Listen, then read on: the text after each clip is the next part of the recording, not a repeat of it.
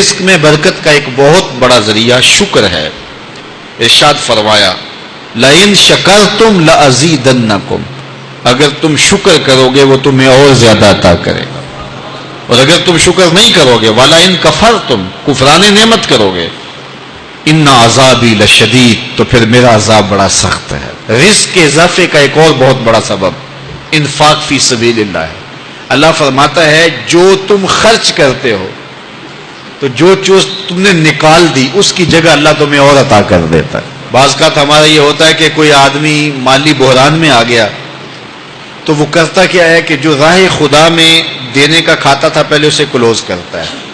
یہ فلاں مدرسے کو دیتے ہو یہ بھی بند کر دو، یہ مسجد کو دیتے ہو یہ بھی بند کر دو، یہ فلاں غریب کو دیتے ہو یہ بھی بند کرو، حالات ٹائٹ ہو گئے ہیں. لیکن 5 گاڑیاں ہیں تو 2 گاڑیوں پہ گزارا کر لیا جائے، پیٹرول بچے، یہ نہیں ہو سکتا. گھر کے لچھن وہی ہیں لیکن بند کہاں سے کیا؟ جہاں سے رزق آنا تھا. ہمیں تو یہ حکم دیا ہے جب رزق تنگ ہونے لگے صدقہ دے کے رب سے کاروبار کر لو، صدقے سے تمہارے رزق میں اضافہ ہوگا.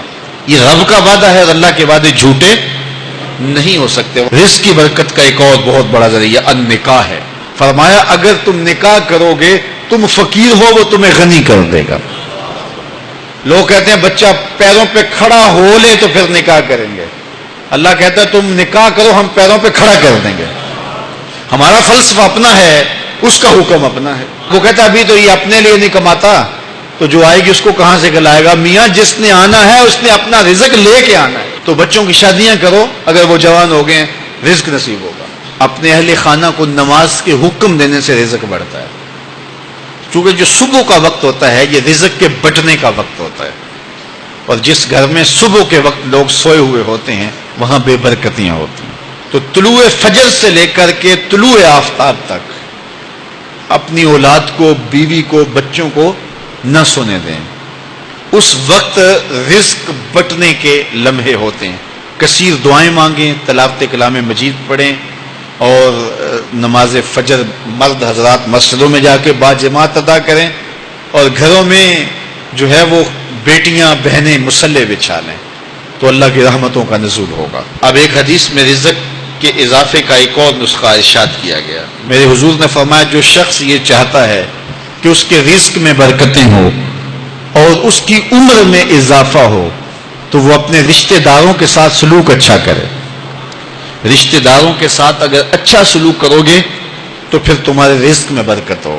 غریب ہیں تو ان کی مدد کرو، ان کی بیٹیوں کی شادیاں اپنے ذمے لے لو اگر اللہ نے آپ کو وسعت دی ہے. ان کی پریشانیاں بانٹ لو، ان کا قرضہ ہے تو اتارنے کی کوشش کرو، ان کو مشکلات سے نکالنے کی کوشش کرو. تم ان کو مشکلات سے نکالو گے اللہ تمہیں مشکلوں سے نکالے گا. تمہارے رزق میں بھی برکتیں ہوگی اور تمہارے مال میں بھی برکتیں ہوں.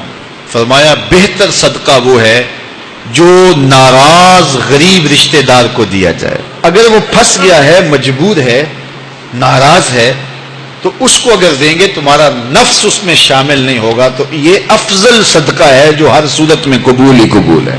رزق کے اضافے کا ایک اور سبب الاحسان الی الضعفاء، جو کمزور لوگ ہیں ان کے ساتھ اس نے سلوک کرنا. الانفاق علی طلبۃ العلم، طالب علموں پہ خرچ کرنا، یہ بھی رزق میں اضافے کا سبب اور ذریعہ ہے. وہ حضرت بابا فرید نے کہا نا 6واں رکن دین کا روٹی ہے.